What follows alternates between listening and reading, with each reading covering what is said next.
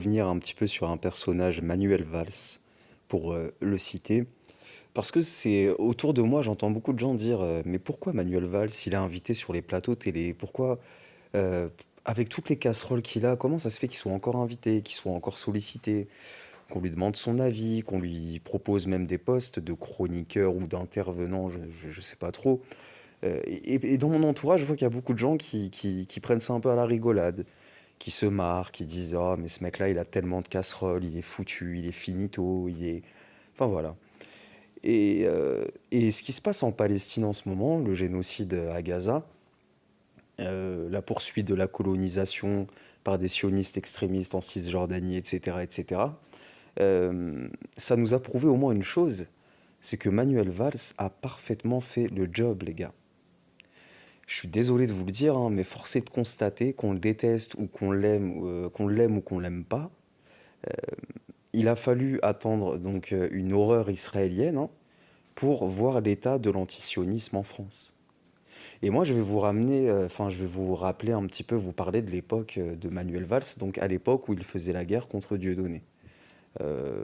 L'époque du Zénith de Nantes, l'époque où on avait des futurs gilets jaunes et des mecs de banlieue avec des drapeaux français qui manifestaient, qui chantaient la Marseillaise, hein, l'hymne de la République. Mais bon, c'est déjà ça.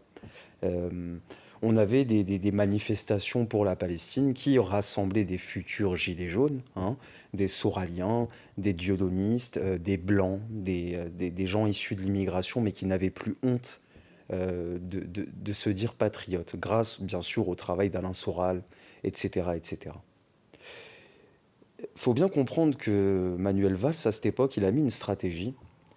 Ils ont décidé comment dire, de miser sur les droits tardés Internet. Vous voyez, parce que c'est à cette époque que Alain Soral a commencé à se faire insulter de Babou Cholâtre, de Ali Sourat. C'est à cette époque qu'on a vu émerger le Raptor dissident. Le Raptor dissident qui finalement a donné naissance à Papa Clito et à toute la frange droitardée aujourd'hui qui pourrit le cerveau de la jeunesse. D'accord. C'est vraiment à cette époque-là que le début de ça a commencé. Hein. On a vu que YouTube mettait en avant ces mecs-là, Raptor dissident, etc. Donc maintenant, force est de constater donc que des années plus tard, hein, euh, Valls a au moins réussi à faire en sorte qu'il ne reste que des gauchistes bourgeois pour défiler pour la Palestine. Alors déjà, ils ont détruit Alain Soral Dieudonné, le mouvement Égalité-Réconciliation, hein. Donc avec toute la mouvance droitardée Internet, Alain Soral qui a un ego surdimensionné et qui, je pense, a été humilié, hein, à cette époque-là. Et je pense qu'il s'est un peu rabattu sur ce qui lui était déjà acquis, tu vois. La réconciliation, les gars, si vous allez sur l'espace commentaire d'égalité-réconciliation, vous verrez que la réconciliation, pas trop, quoi, hein. Des fois, c'est vraiment du niveau droitardé. Je pense que Soral, en plus, on a eu les attentats en France, donc je pense que Soral, à un moment, il a vraiment lâché le côté réconciliation. Tu vois, ce qui a fait que déjà, le public des banlieues, les gens des banlieues, l'engouement qu'on avait il y a 10, 15 ans, 10, 12, 13 ans de ça, il est mort, quoi, tu vois. Il était en train de naître et il est mort. Ils ont tellement eu peur que c'est là qu'ils ont commencé à censurer Internet, etc. Vous voyez le résultat des années plus tard, hein. Et donc voilà, ce que je voulais dire, c'est vraiment ça. Je trouve que les gens sous-estiment un peu, parce que les gens pensent à court terme. Tu vois, vous pensez, la plupart, que bon, le mec a un quinquennat, deux quinquennats, et que après c'est fini pour lui, et que lui, pour lui, c'est un échec, etc., etc. Parce que vous pensez, ouais, voilà, à court terme. Faut bien comprendre que ces gens-là savent très bien qu'en 5 ans, tu ne changes rien. Cette démocratie là où tu vas voter tous les, ils y croient même pas. Faut bien comprendre que ces gens-là, et c'est leur force par rapport à nous, la plèbe, c'est que ces gens-là pensent sur le long terme. Ils voient même au-delà de leur existence. Ils sont prêts à semer des graines aujourd'hui qui, tu vois, qui serviront même après leur mort, tu vois. Et c'est ce que mon entourage souvent ne comprend pas. Alors quand ils regardent Valls avec un air un peu rigolard et tout, ok, très bien, on peut rigoler 2 secondes. Mais si tu réfléchis, pourquoi l'état profond, l'établissement, ou je sais pas comment vous l'appelez les gars, hein, mais pourquoi le système aime tant ce mec-là?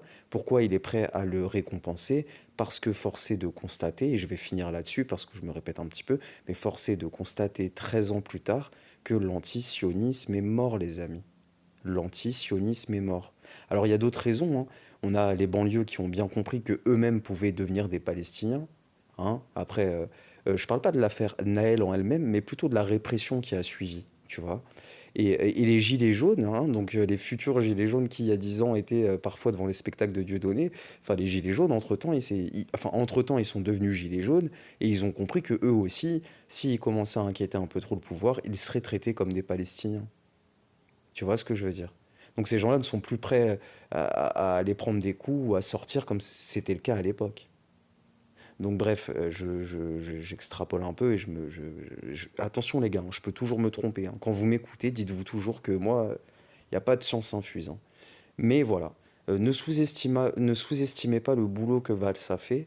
Et aujourd'hui, on voit le résultat. Et force est de constater, voilà, qu'il a réussi. C'est, comment dire, c'est, c'est le triomphe des droits tardés. Quand vous allez sur Internet, etc., ils crachent tous sur la Palestine, hein, ce qui n'était pas le cas avant. C'est c'est la mort de l'antisionisme. Maintenant, il ne reste, je le répète, que des gauchistes bourgeois pour manifester, etc. Et puis, il est tellement facile de les décrédibiliser. Les droits tardés youtubeurs le font très bien. Tu sais, il suffit de prendre une wokiste complètement écervelée, prendre des extraits. Tiens, regardez les gauchistes, et puis ça y est, tu vois, la Palestine, c'est ça. Enfin, regardez les gars, hein. Je vous jure qu'il a réussi. C'est c'est triste, mais c'est réel. Voilà les amis, je vous laisse là-dessus. N'hésitez pas à dire ce que vous en pensez. Et puis à très bientôt.